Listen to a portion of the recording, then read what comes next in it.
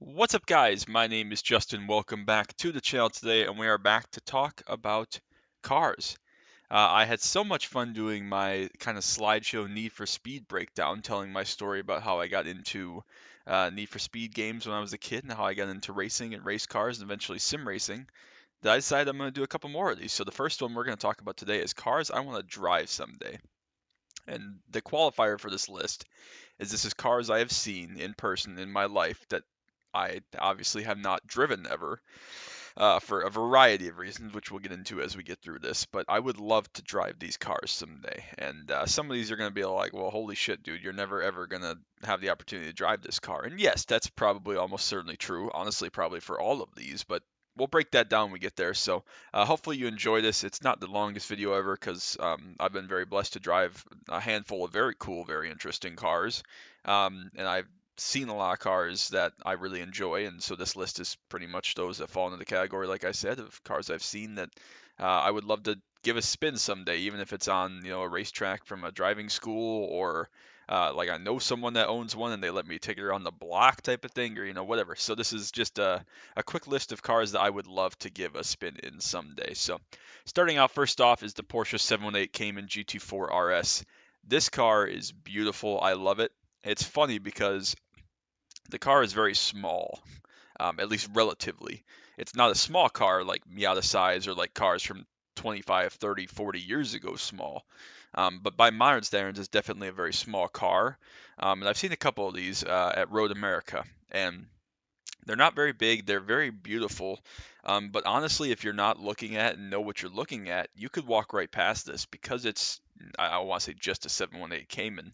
It's an incredible car and a very beautiful car. They finally put the GT3 derived motor in this. People get confused. It's not the exact same as the GT3 motor from the 991 and then eventually the 992. But it's a similar motor. It's just a little bit differently derived from that motor, but the same principle. But anyways, so this car makes I think 493 horsepower. It's beautiful. The ones that I've seen were red and silver or white. I can't remember if it was silver or white, but the one that I saw for sure was red and took a couple pictures of.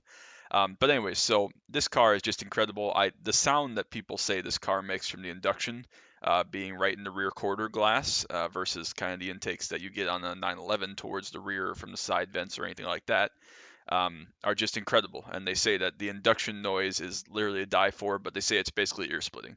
That like you hear this car coming or you're in it for sure, and it is so loud that if you're going to drive at any length of time or any distance, especially at higher RPM, you literally need earplugs of some sort, or you just can't drive this and expect to have your hearing when you get out. So I want to experience that. I've actually never ridden in a 911 GT3 at all either. Now that I think about it, so I've never ridden in or driven obviously something quite like this. And I would love to someday give this a whirl again, just around the block, just to experience that intake noise that everybody talks so much about. I think that would be absolutely incredible and like a once in a lifetime experience to say, yes, I know what that sounds like, and yes, it's heavenly, or no, it was overrated, or whatever the case may be. I would love to experience that and be able to give my feedback. So, definitely would love to give a GT4S a spin someday. And again, it's gorgeous. People say it's incredibly dynamic handling, and I want to experience it. Second car on the list, or cars in this case, from left to right, we have a 458 Italia, 296, an SF90, and on the bottom, a 488 and an F8 Tributo. These are basically the Ferrari mid-engine V8 cars, or I guess in the 296 is a V6, right? Is that correct? Um, and the SF90 is a hybrid. But anyways, I digress. I'm not a Ferrari expert by any means, but these are the cars that you see, quote unquote rich people have in Miami or Los Angeles or Las Vegas or whatever. You even see some of these like in Phoenix or places like that, warm weather places where wealthier people live. But I want to experience a mid-engine V8 or again V6 in the 296's case Ferrari. Again, I've seen plenty of these. I think all of these I've seen in person at one point or another. Um, a couple I saw in Scottsdale when I was there with my mom. We were just walking around and we were at the Ferrari dealership just because we were just hanging out. We were at the Roger Penske Museum that's there. Just strolled around and saw, I think, pretty much all it is. I know we saw a 296 and an SF90. I think we saw a 488 Pista as well. But anyways, I digress. So I would love to experience any or one or all of these cars, of course. They're all very dynamically different. I mean, people say that the Naturally aspirated engine. The 458 is obviously the best sounding of the bunch, but that the dynamics and the chassis of the 488 and the F8 Tributo are so much better, just more modern, more well-rounded, more well-equipped, and honestly faster, being turbocharged cars. After the 488 ended its production run in what 2013, 2014, somewhere in there. So and then yeah, the more modern cars, the 296, obviously the V6 is a different platform for them, but obviously it's a very striking car. It's a very beautiful car. I think it's prettier than the SF90, although again, honestly, the people that aren't informed or don't know what they're looking at necessarily, I understand how you would get confused thinking that they were the same car if you just looked at them or saw them from a distance or weren't a Ferrari or a car person, obviously. But I would love to again. Obviously, the SF90 is blazingly fast, like ridiculously fast. It's got like 900 something horsepower or something crazy. Um, but yeah, just any of these cars would be the kind of cars that you look at and go, yes, why the heck not? I would love to take your Ferrari or the Ferrari or whatever and experience what a mid-engine Ferrari is all about, what it feels like to drive, what it sounds like, et cetera, et cetera. So these are kind of the cars again that, as I reach my teenage years and my impressionable years of high school and into college, these were the mid-engine Ferraris of the day. I do have a special love for the 360 as well, that I talked about back in the Need for Speed video. That was kind of that era when I started getting into racing games. Never really got into the F430. I don't think it's particularly beautiful, but obviously an incredible car in its own right between the 458 and the 360. But and again, I'm too young for the 355, excuse me, Berlinetta and so on. So these are kind of the mid-engine Ferraris that I think of as end game. If you were gonna win the lottery and what you were gonna buy a Ferrari, it would be one of these five, in my opinion. Any or all of them, like I said, I would not complain if someone said, "Well, you can only drive a 488, and then the rest you never get to drive Ferrari again." Like, oh man, like okay, I guess I'll have to make do with just driving your 488 for 10 minutes and then never being able to drive the rest of these. But I would love to experience a managing Ferrari sometime in my life, and hopefully, again, whether it be in a track event or a driving school or a rental car in Vegas, that I can experience this at some point. So that's definitely on the bucket list for me. This is kind of a weird one, and the one after this is also kind of a weird one, but I'll get to that in a second. A Challenger Hellcat Red Eye Widebody. That's a very specific car because the Dodge Challenger was produced and was basically the same, not exactly, but was basically the same for like 17 years or 16 years, from 2008, and then they facelifted it in 2015. It basically stayed almost exactly the same until 2024, I think was last year. Might have been 2023. I think it was 2024 though. But anyways, this car is incredible not because it's some amazing track rat or the finesse is amazing or whatever. This car is just known for its reputation of being a bullet in a straight line while being very comfortable. It's a very big car, very heavy car. So that allowed them to put a lot of creature comforts into it. It's very spacious, from what I've heard. It's very roomy and fun and cushy, and it's a good car for eating up miles, cruising, highway pulls, drag racing, all these things. I'm not big into any of those things, but just the thought of 797 horsepower under your right foot is something that I would love to experience someday, obviously, and just you don't want to take it on an off ramp or a clover leaf, like that would be probably a huge accident for someone that doesn't know what they're doing. But I think the wide body looks amazing. It needs the extra tire that the wide body kit provides. I don't know how the hell they ever sold the Hellcat with the skinny, whatever it was, 245 or 275 rear tires, whatever it was. It wasn't enough, regardless, even if it was 275. I think it might have been 245 though, which is insane.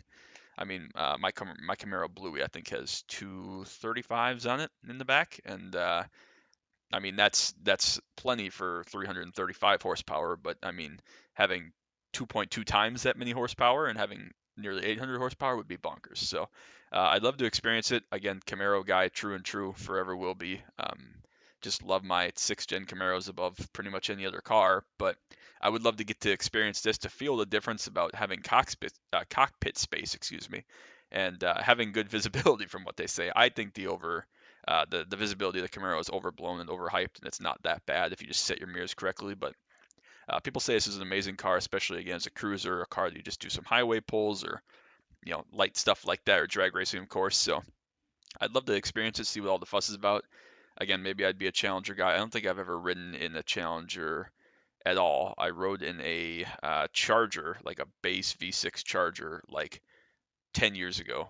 We had one when I was in, my family was in Florida, and it was like a rental car, and we went to Disneyland like 10 years ago.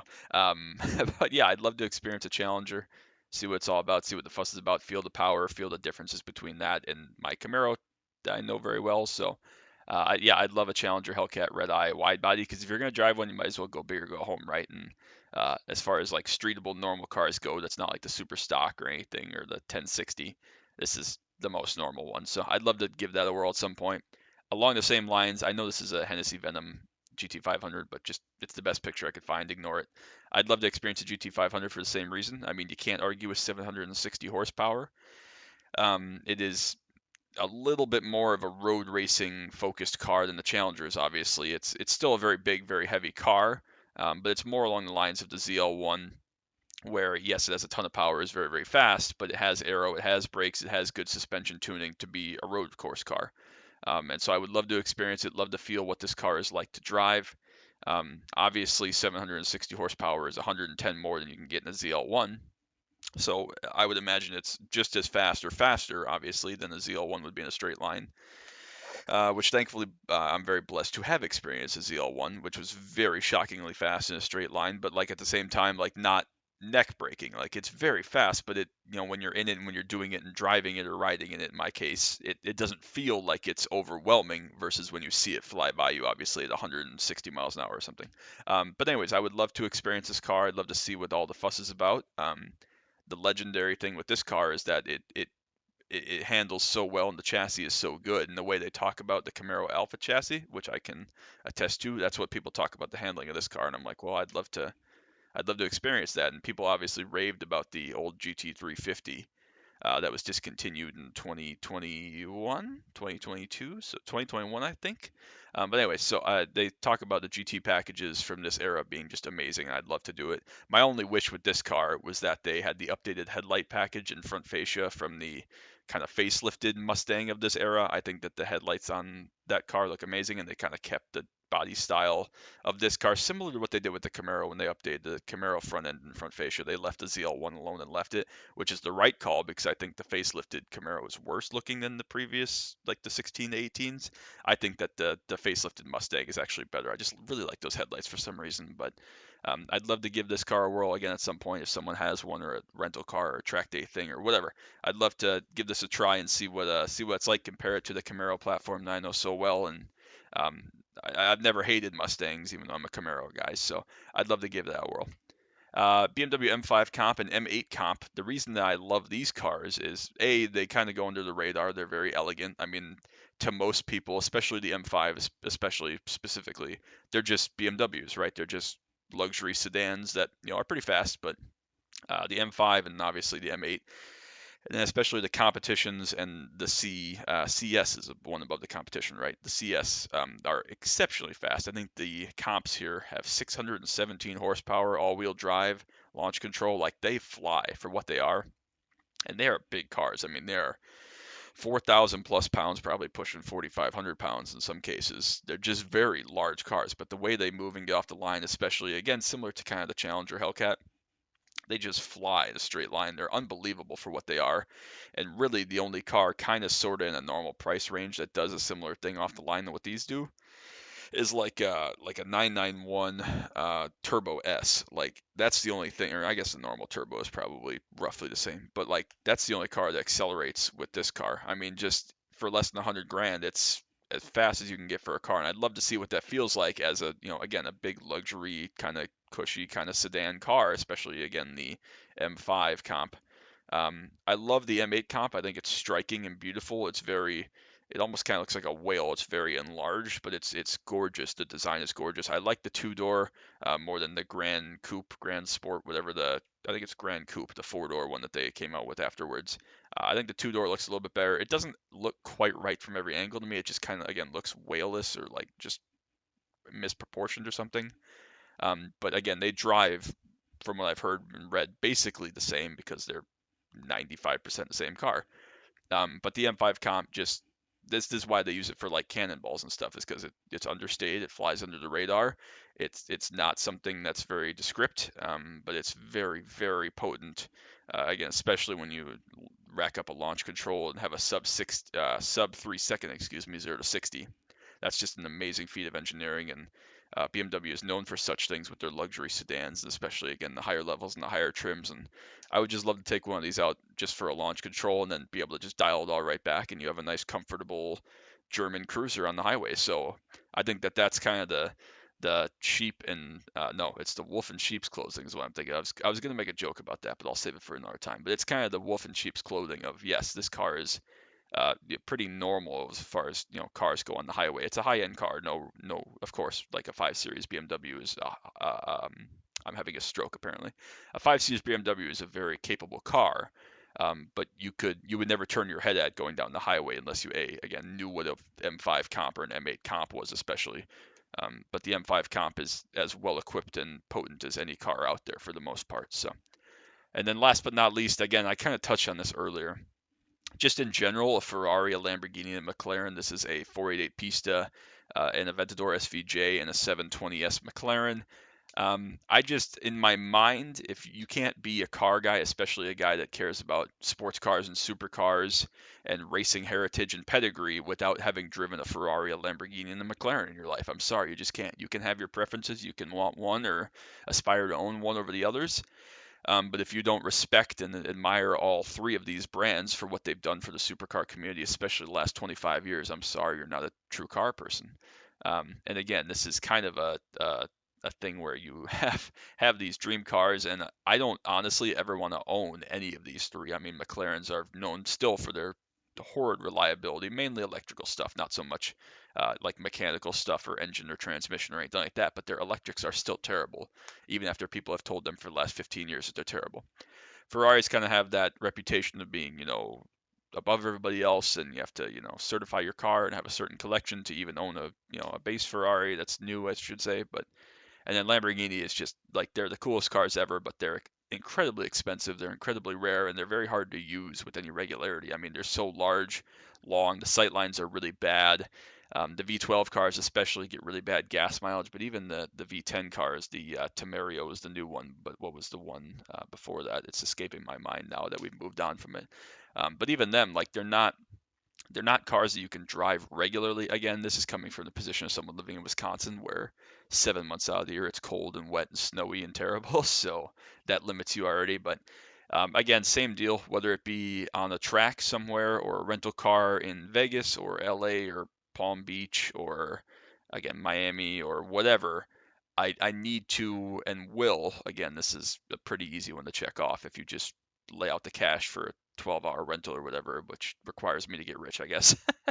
But I will drive a Ferrari, a Lamborghini, and a McLaren someday in my life just to experience it, just to say, yes, I've driven a Ferrari, and yes, it was as good as they say it was, or it wasn't as good as they say it was, or wasn't as special as I thought it would be, or whatever. But just as a car lover and a car person, I think you have to drive this in the same way as again as an American car fan. I will be a Camaro person forever, but I have to respect the Mustang. I have to respect the Challenger and Charger, even though they're dead now. But hopefully they're all not dead forever. But I still respect Ford, respect the heck out of them for continuing to build the Mustang because that's now our last chance as American car people for that love sports cars. So yeah, so that's kind of my list of cars that I would love to drive someday. I still would love to do two more videos that you'll see probably in the next couple weeks or months, kind of similar topics to this, but having a lot of fun going through the slideshows, looking at cool cars and thinking about the future, hopefully. And again, if you have one of these and would like to allow me to go for a spin around the block, around your home, I will fly to you. I will drive to you. I will sail to you. I will do whatever I have to do. I will parachute to you, even though I'm terrified of heights. But